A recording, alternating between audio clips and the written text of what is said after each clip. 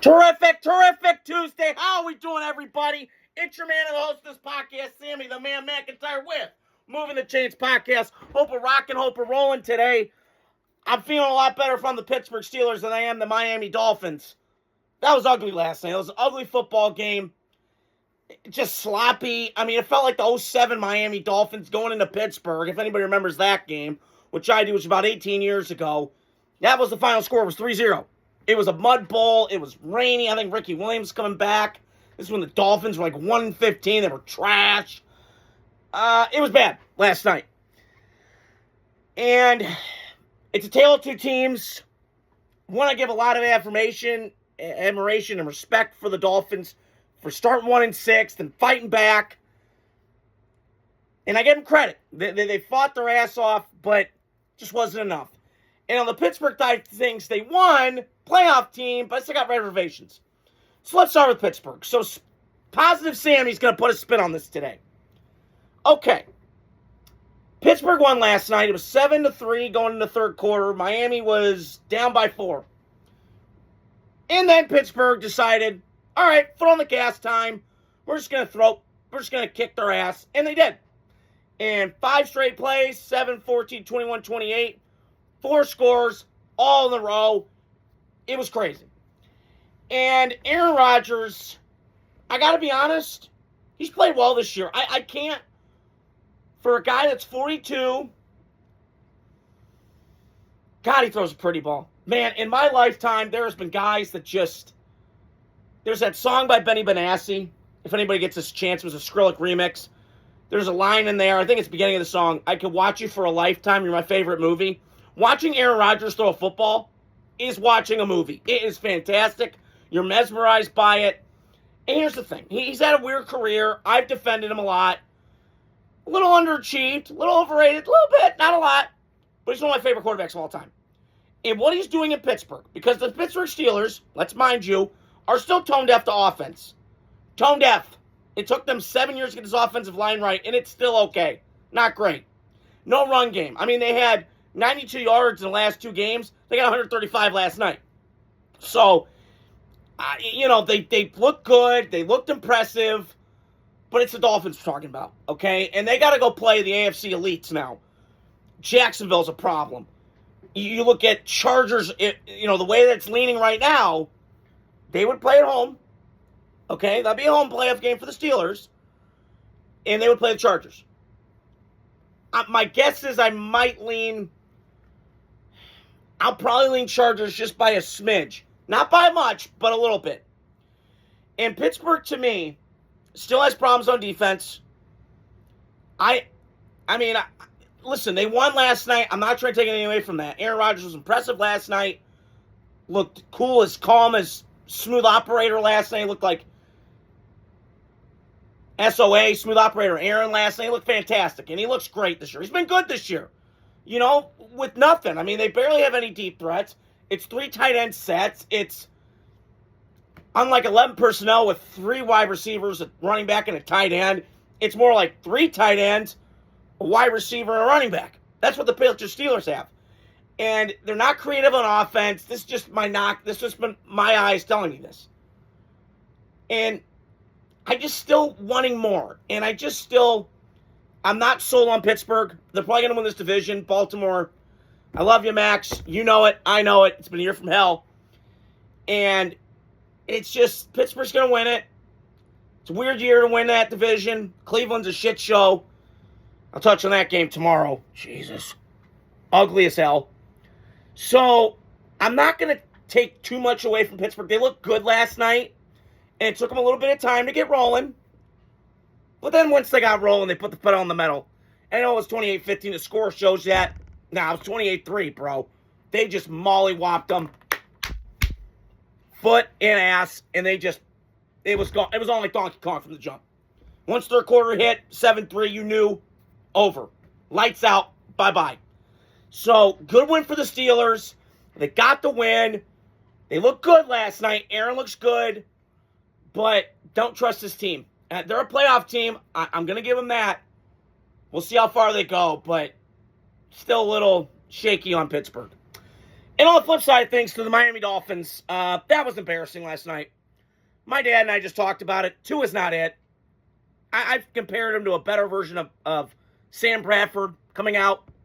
Tell me I'm wrong, guys. If I'm wrong, you can DM me, whatever. Both went to powerhouse programs, got injured a lot in college, transfers to the NFL. Same shit he's going through. Now, I would say Bradford threw a better ball. Tua throws a pretty ball, no doubt about it. And early on last night, I'm watching that game, I'm going, this is the Tua I know. Okay. Back foot, 3-step back foot, let that thing cork and let it rip on those RPOs. And he's fantastic at it. Pew, pew, pew. Rockets coming out the arm, coming out the hand. And they're running the ball a little bit last night. They're doing a mix of run and pass. And I'm like, it's going to be a game. Miami's driving. They're getting going. And then the pick happened, and I just kind of went, yeah, it's out. And what I can't figure out, Mike McDaniel, McVape as I call him, goofy as hell, is that I'm not going to judge him on the style. I know Coach JB does that, and he's not serious, and some of that's true. But when I watch Mike McDaniel, he's a Kyle Shanahan guy, right? And he's trying to win like the greatest show on turf. And I just don't think that's going to work. And I'm watching last night, they're not running the ball. Steelers been getting gashed. Every time I look up, I've watched a couple of Steeler games this year. The Jets thrashed them. The Seahawks. You name it. Every team that I've seen play Pittsburgh has run it down their throat. They can't do nothing about it. And I'm watching Miami, and I can't wrap my brain around why they're not running the ball. Mike McDaniel's done this. It's like a history of me. The playoff game his first year, if anybody remembers that, in Buffalo, Skylar Thompson, he dropped back 45 times. I repeat, 45. It's not good enough.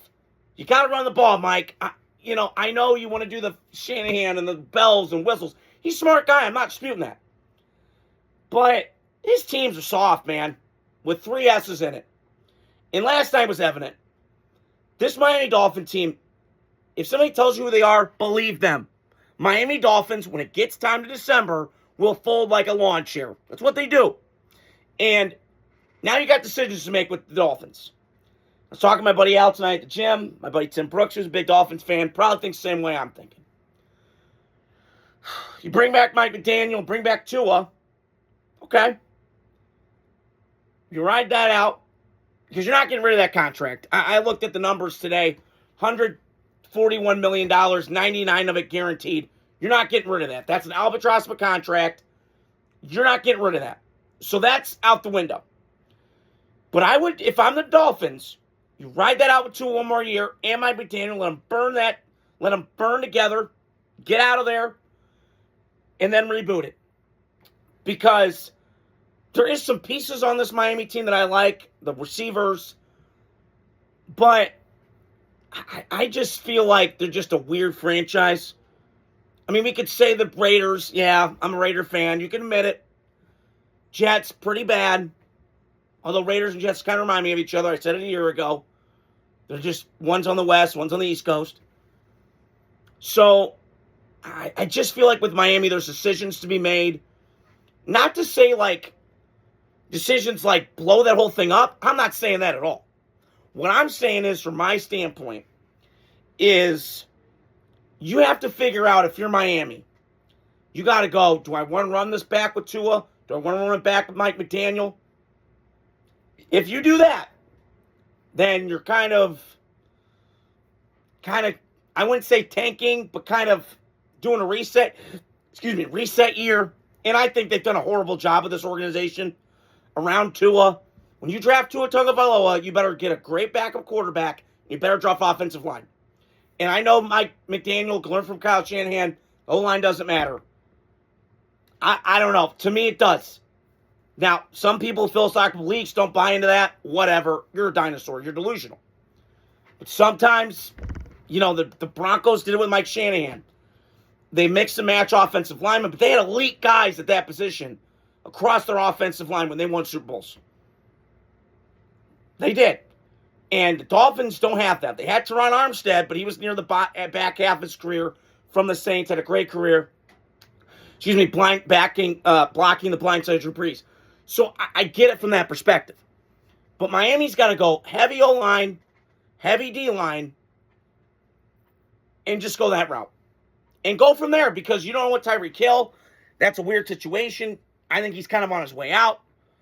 So I just feel like when I'm watching Miami, it's decisions time. You really got to wonder what's going to go happen, because there's no way on God's green earth you're getting rid of Tua this offseason and having another team. Who's going to trade for him? Who? I mean, you got to look at that when you're doing a trade. Takes two to tango. Okay? Who's going to trade for Tua? You really want to take that whole contract on at albatross and it's awful? Probably not. So, decision time on Miami. I'm not saying it's all bye-bye. It's all doom and gloom. There's some positives in Miami. They're pretty bad. But when they're on, their offense can put up points.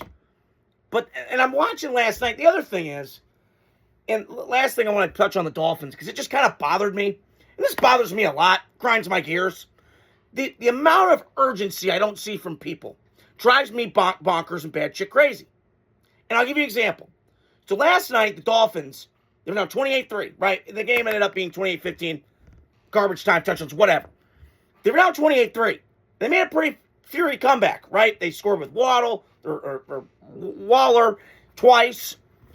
And then every time they scored, it's like they had this, urgent, no, we need to go. Chop, chop, motherfucker. You got to go. On my tempo. You know what I'm saying? And I'm watching Miami last night, and it's just lackadaisical. That falls on the head coach. So, I don't know if it was lack of urgency. That game meant the season of the Dolphins last night. And for you not to show up, I can't take you seriously. And Mike McDaniel, I got to be honest, looks like a boy up there, not like a man.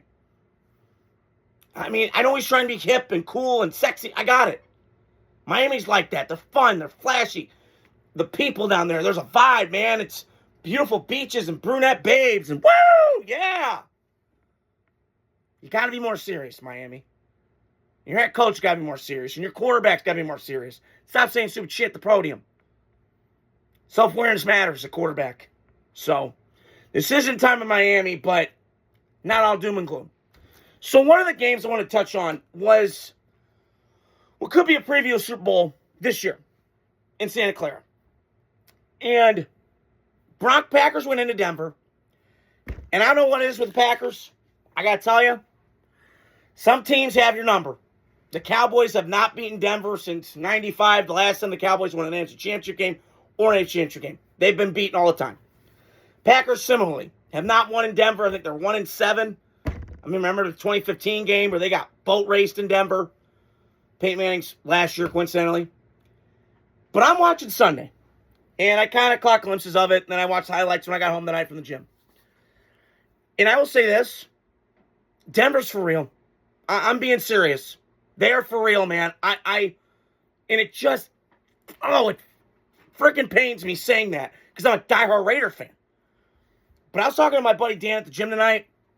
I hate saying it, dude. Denver's legit.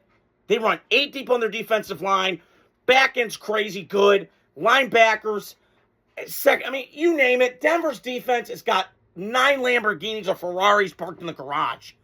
Almost all 11 guys. It's mad stupid. Now, if they're like Houston, I would say the linebacking's a little iffy. Houston and Denver are kind of the same team. Now, who would I trust more? I would lean C.J. Stroud because he's won a couple playoff games and he's kind of had that season behind him. But I'm looking at Bo Nix. I don't know, 22-9, minimum 20 starts, 60 touchdowns, only taking 40 sacks, 1,100 dropbacks. I look at Bo Nix, and I was wrong on him. And I got to tell you, he looks damn good. And Sean Payton and him, great relationship. I just felt like this connection would be better than the Russell Wilson one because of the personalities. Son of a coach, intense, hard on himself, takes no bullshit. He'll yell back. He'll fire back at you. Kind of like Chucky. Got that snarl and that flair. Sean Payton has that. And he's not for everybody. He's not everybody's cup of tea. He's my cup of tea. Okay? think he's a little overrated because he didn't have as much success, I think, in New Orleans as he should have. He's a damn good coach. They're doing stuff in the red zone, the play design. It's just fantastic. And Denver's for real. And I asked my dad this because he's been out to Denver, I think, skiing. And I asked him, I said, was the elevation a factor? He said, it kicks your ass. Okay? For anybody that's not been there, that's not seasoned to it. I'm looking up right now. If Denver gets home field,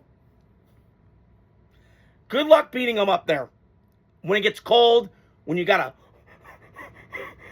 like the asthma, mask like the big guys wear. Not the mask that during COVID, but this. Heavy breathing mask. Okay. Denver would scare the hell out of me if I got to play him. And if Bo Nix plays like he did Sunday, not like he's been playing like shitty lately.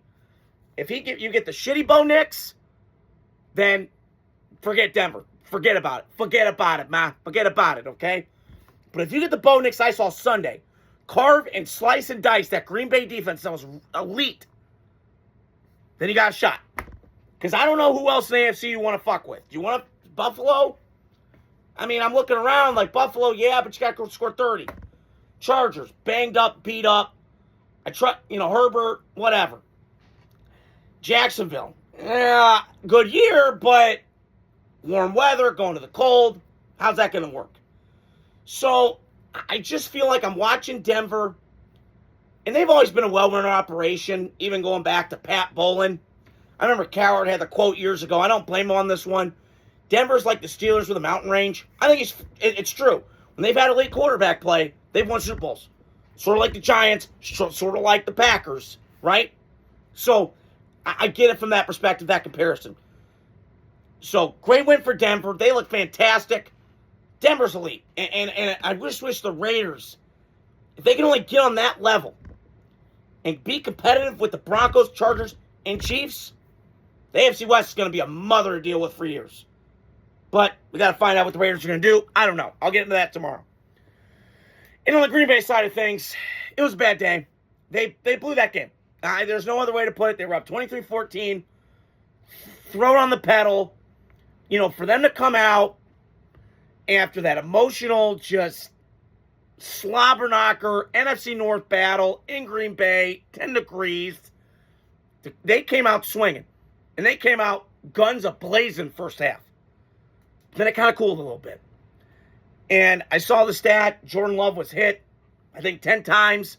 Got sacked 3 of them. That was the difference. Because the Packers could not hit. They got, I think, 3 hits on Bo Nix. They didn't sack him. And Bo Nix had time back there. Now, Denver's got good players around them. And I'm not disputing that. Denver's got good skill players. Did an excellent job. But I got to give Sean Payton credit on the offensive line. That's where you build your team. Now, Green Bay has always drafted that really well. And Jordan Love, can he stop? He's elite. He plays good. He's a solid quarterback. My God, he's at Favre or Rodgers, but he's damn good. And I'm watching yesterday. If you don't get Jordan Love is that good, you're drunk. I'm watching him throwing off his back foot, slinging side. He can do it all. Mobile, big. He fits your bill. And Jordan Love fits your bill. And listen, the Micah injury, that kills him. But I will say there's a silver lining in this. I do think it derails them from hosting a trophy, right? Because they dropped from the number 2 seed to 7 right now. If it ended today, they would go to Chicago. Now, you guys know where I stand. Bears, good season. But 51-15 the Packers have been since 92 when Brett Favre got there against the Bears. I trust the Packers. But we'll see. So, I do think Green Bay's going to be okay. They got enough on defense to make it work. Losing Micah Parsons is a mother to deal with. And this whole next man up mentality, it's the biggest crock of shit anybody's ever said. You're not replacing Joey Bosa. You're not replacing Nick Bosa. You're not replacing Fred Warner. Okay? Good talk. You're not doing it. So, Green Bay's going to be okay. They got a big Saturday night game in Chicago. Going to be 2 degrees. I'm fired up. I can't wait for that. So, Green Bay's going to be okay. Denver, they're a mother to deal with. So, that's all I got today. You guys are going to hear my Raider reaction tomorrow. Get ready. And I'll touch on a couple other games. 49ers, a couple other games I want to touch on that I did not touch on Monday or Tuesday. So stay tuned throughout the week. We got college football games. Friday night starting with Bama, Oklahoma, Boomer Sooner, Roll Tide. Woo! Get prepared. Get fired up. Because football season is right here, right now. Getting to the nitty-gritty time of it. I can't wait. And Christmas just around the corner. Can't wait. Hope you guys are doing well. Terrific, terrific Tuesday. Adios. Godspeed.